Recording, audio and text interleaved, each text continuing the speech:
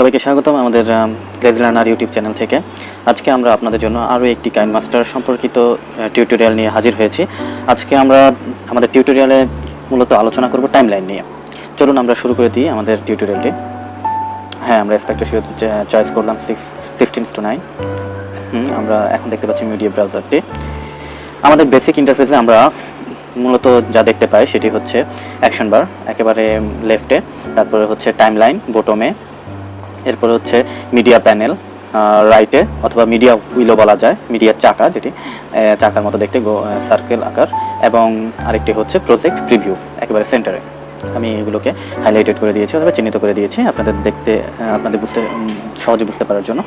চলুন, আজকে আমরা প্রথমে বলেছি আমরা সব কিছু সম্পর্কে আলোচনা করব না, আমাদের আলাদা একটি টিউটোরিয়াল আপনারা পাবেন অ্যাকশন বার সম্পর্কে। এখন আমরা শুরু করব আমাদের টাইমলাইন সম্পর্কিত টিউটোরিয়ালটি। টাইমলাইন মোটামুটি আমরা দুই ধরনের টাইমলাইন পাবো যদি একটা প্রজেক্ট তৈরি করি। প্রথমটি হচ্ছে প্রাইমারি টাইমলাইন, সেকেন্ডটি হচ্ছে সেকেন্ডারি টাইমলাইন। অর্থাৎ আমরা ফার্স্টে যে লেয়ারটি নিব মিডিয়াতে সিলেক্ট করে, এখানে দেখতে পাচ্ছেন আমাদের শুধুমাত্র মিডিয়াটি অ্যাক্টিভ আছে, আর একটি অ্যাক্টিভ আছে হচ্ছে যে আমাদের প্রজেক্ট সেটিং। এখন আমরা এই মিডিয়া থেকে ফার্স্টে আমরা আমাদের প্রজেক্টটি সিলেক্ট করব। সাপোজ আমরা আমাদের প্রজেক্টটি ব্যাকগ্রাউন্ড থেকে সিলেক্ট করছি, একটি প্রজেক্ট সিলেক্ট করছি ব্যাকগ্রাউন্ড থেকে। ফাইন, এটি হচ্ছে আমাদের প্রাইমারি টাইমলাইন, অর্থাৎ এটাই আমাদের মূল ভিডিও তৈরি করার ক্ষেত্রে সবচেয়ে বেশি প্রাধান্য পাবে। সাধারণত একটি প্রাইমারি টাইমলাইন একটি সিঙ্গেল মিডিয়া কন্টেন্ট করে, যেমন এটি ইমেজ হতে পারে অথবা ভিডিও হতে পারে, অথবা অনেকগুলো লেয়ার হতে পারে। সাপোজ আমি এটাকে যদি আরও কয়েকটি যদি আমি সিলেক্ট করি, যেমন মিডিয়াতে গিয়ে ব্যাকগ্রাউন্ডে গিয়ে, হ্যাঁ, আমি যদি মাল্টিপল মিডিয়া ব্রাউজারে গিয়ে মাল্টিপল আইটেম সিলেক্ট করি, তাহলে এখানে আমি আরও একটি জিনিস পাবো, সেটি হচ্ছে ট্রানজিশন পয়েন্ট।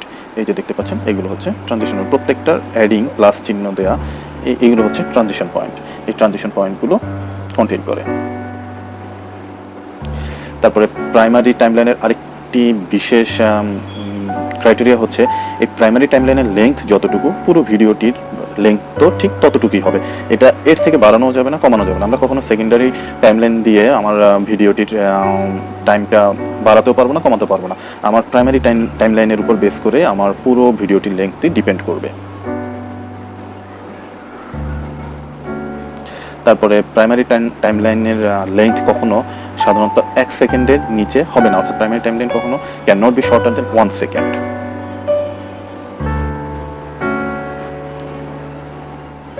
এবং আমরা সবসময় প্রাইমারি টাইমলাইন যদি পেতে চাই, আমাদেরকে অলওয়েজ যেতে হবে মিডিয়া ব্রাউজার। মিডিয়া ব্রাউজার থেকেই আমরা প্রাইমারি টাইমলাইনটাকে পাবো, অন্য কোথাও থেকে আমরা প্রাইমারি টাইমলাইনটা পাবো না। আপনারা প্রথমে দেখেছেন যে আমাদের মিডিয়া বাটনটি ছাড়া মিডিয়া প্যানেলের কোনো বাটনই অ্যাক্টিভ ছিল না। সো আমাকে প্রথমে একেবারে ভিডিওর এডিট করার শুরুতেই আমার প্রাইমারি টাইমলাইনটা সিলেক্ট করার জন্য আমাকে মিডিয়া ব্রাউজারে যেতে হয়েছে।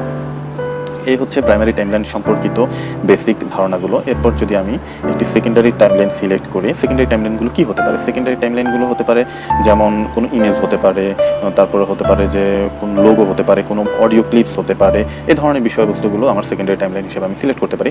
তার মধ্যে আরেকটি কথা বলে রাখা ভালো, আমার প্রাইমারি টাইমলাইনেও কিন্তু সাউন্ড ইফেক্ট থাকতে পারে, ভয়েস থাকতে পারে, ঠিক আছে? তো আবার আমরা এই ভয়েসগুলো কিন্তু সেপারেটও করতে পারি।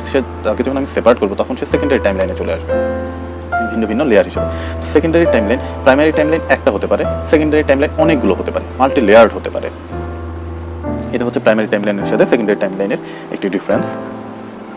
আমরা সেকেন্ডারি টাইমলাইন নিতে হলে আমাদের কোথায় যেতে হবে? সেকেন্ডারি টাইমলাইন নিতে হলে আমাদেরকে যেতে হবে লেয়ার অপশনটি, আমি চিহ্নিত করে দিয়েছি। লেয়ার অপশনটিতে ক্লিক করলাম। লেয়ার অপশনটিতে ক্লিক করে এখানে যতগুলো আমাকে অপশন তারা প্রোভাইড করেছে, এই প্রত্যেকটা অপশন থেকে যদি আমি কোনো কিছু সিলেক্ট করি, সব কিছুই আমার সেকেন্ডারি টাইমলাইনের অন্তর্ভুক্ত হবে। সাপোজ আমি টেক্সট নিতে পারি, কোনো একটা কিছু লিখতে পারি, তারপরে হচ্ছে যে আমি হ্যান্ড রাইটিং থেকে কোনো একটা আইটেম নিতে পারি, ওভারলে থেকে নিতে পারি, ইফেক্ট থেকে নিতে পারি, মিডিয়া থেকে নিতে পারি, যেটাই নিই সেটা আমার সেকেন্ডারি টাইমলাইনের অন্তর্ভুক্ত হবে। ওকে, আমার পুরো ভিডিওটির লেংথটি যদি আমি বলি, এটি হচ্ছে এতটুকু। আপনারা দেখতে পাচ্ছেন, প্লে হেড থেকে দেখতে পাচ্ছেন 20 সেকেন্ডস, নিয়ার অ্যাবাউট 21 সেকেন্ড এখানে শো করছে। তো আমি ইচ্ছা করলে এগুলোকে পিঞ্চ করতে পারি অথবা স্প্রেড করতে পারি। দেখুন, এটি আমাদের ভিডিও দেখার সুবিধার্থে, বাট এটিতে আমি আমার ভিডিওটিকে বা আমার যদি ভিডিও বানানোর ক্ষেত্রে আমার প্রাইমারি টাইমলাইনটি অনেক বড় হয়, দেখা যায় more than 30 minutes or more than 20 minutes or 50 minutes, and then আমরা এটি পুরো আমার স্ক্রিনে আমরা দেখতে পাবো না। সেক্ষেত্রে আমরা এটাকে পিঞ্চ করে ছোটো করে নিতে পারি এবং আমাদের কাজের সুবিধার্থে। কিন্তু আবার আমরা এটাকে দেখুন, এতে কিন্তু এটার টাইমলাইনটা কমবে না, জাস্ট এই জিনিসটা ছোট হয়ে আসবে। আমরা একেবারে স্ক্রিনের মধ্যে একসাথে এগুলোকে দেখতে পাবো। আবার আমরা এটাকে স্প্রেডও করতে পারি। দেখুন 21 সেকেন্ডই আছে, বাট আমি স্প্রেড করে দিয়েছি। অর্থাৎ এটাকে আমি যদি ডিটেল দেখতে চাই, প্রত্যেকটা লেয়ারকে আমি যদি ডিটেল দেখতে চাই, তখন আমরা স্প্রেড করতে পারি।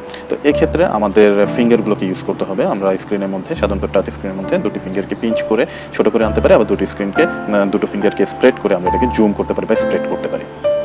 চলুন আমরা সেকেন্ডারি টাইমলাইন সম্পর্কে একটু ধারণা পাওয়ার চেষ্টা করি। তো সেকেন্ডারি টাইমলাইন যদি আনতে চাই, আমরা এখানে অডিও আছে, অডিও আনতে পারি। তারপরে হচ্ছে যে ভয়েস দিতে পারি, আমরা ভয়েস অ্যাড করতে পারি, সেটি সেকেন্ডারি টাইমলাইনে চলে আসবে।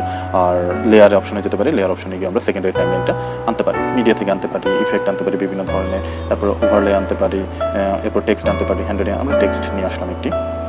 সাপোজ আমরা আমাদের চ্যানেলের নাম দিচ্ছি,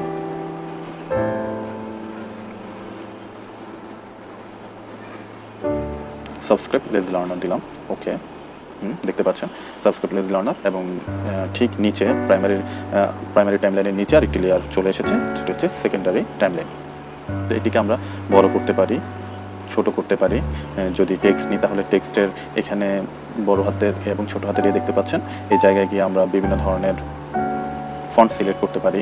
তারপর হচ্ছে কালার চেঞ্জ করতে পারি আমার লেখার। তারপরে হচ্ছে আমি আবার এটাকে এডিট করতে পারি। এরপরে হচ্ছে আমি এটার মধ্যে অ্যানিমেশন অ্যাড করতে পারি। অনেক কিছুই আমরা সেকেন্ডারি টাইমলাইনটিতে করতে পারবো। তারপরে আরেকটি বিষয় বলে রাখি, সেটি হচ্ছে আমাদের প্রাইমারি টাইমলাইনটি কিন্তু অলওয়েজ আমার ব্যাকগ্রাউন্ড বা ব্যাকড্রপ হিসেবে কাজ করবে, আর সেকেন্ডারি টাইমলাইনটি সবসময় প্রাইমারি টাইমলাইনটির উপরে থাকবে, এবং সেটি যদি টাইমলাইনের প্যানেলের মধ্যে দেখি নিচের দিকে সাজানো থাকবে। এরপর যদি আমরা আরও অনেক লেয়ার নিতে পারি, ইচ্ছে করলে আমরা ওভারলেতে গিয়ে আমরা কিছু লেয়ার সিলেক্ট করতে পারি, বিভিন্ন ধরনের ডিজাইনিং লেয়ার।